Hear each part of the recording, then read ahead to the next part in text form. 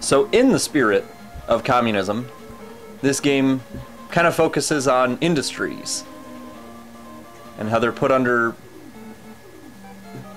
some kind of, I don't know, labor leader or other such thing, which in turn is controlled by some big evil, tyrannical Russian dude.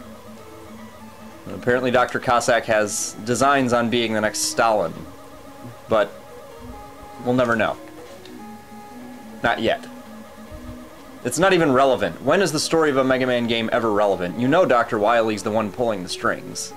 So we can just assume that Dr. Wily is trying to distract Mega Man with fighting the good fight against communism, or some stupid shit like that, I don't know. At any rate, yes, it's all irrelevant.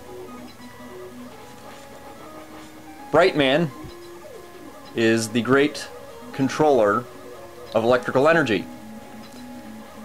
I know, duh.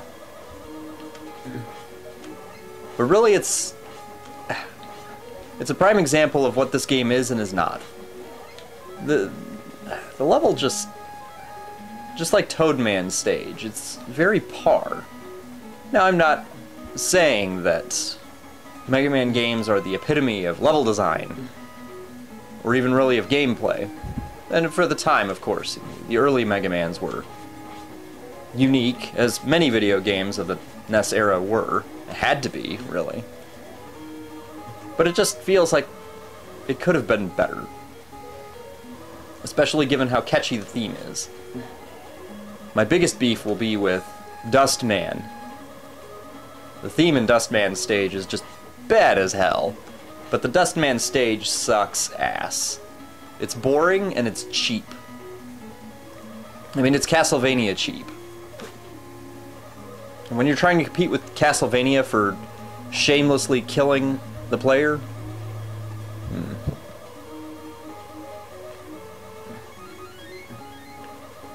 yeah, at these moments I yearn for Flashman's stage or Quickman's stage. Because they were so different, so novel. I think that's ultimately what it is. It comes down to Mega Man 4 felt more action-oriented. Kind of like they decided to make a huge obstacle course for you to blow shit up with your new flashy gun even though it sucks ass. So they spent 90% of their time creating the effect for the charged shot and completely neglected level design. In fact, I could be mistaken, but I think the levels are slightly shorter even than 3. Now, don't quote me on that, of course. I haven't played 3 in a while. But it's just so heartily disappointing.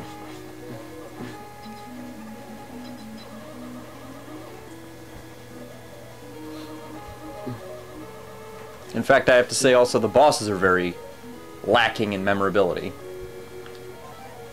Now, 3's bosses were...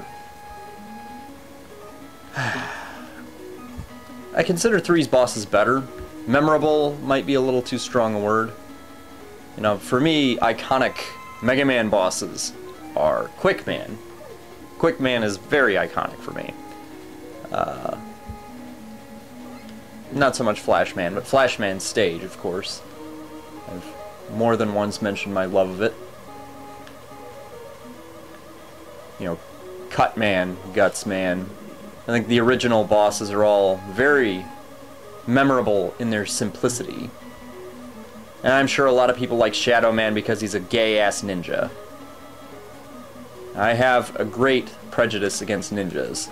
I just find the obsession with them in the current popular culture very annoying. But that's just me.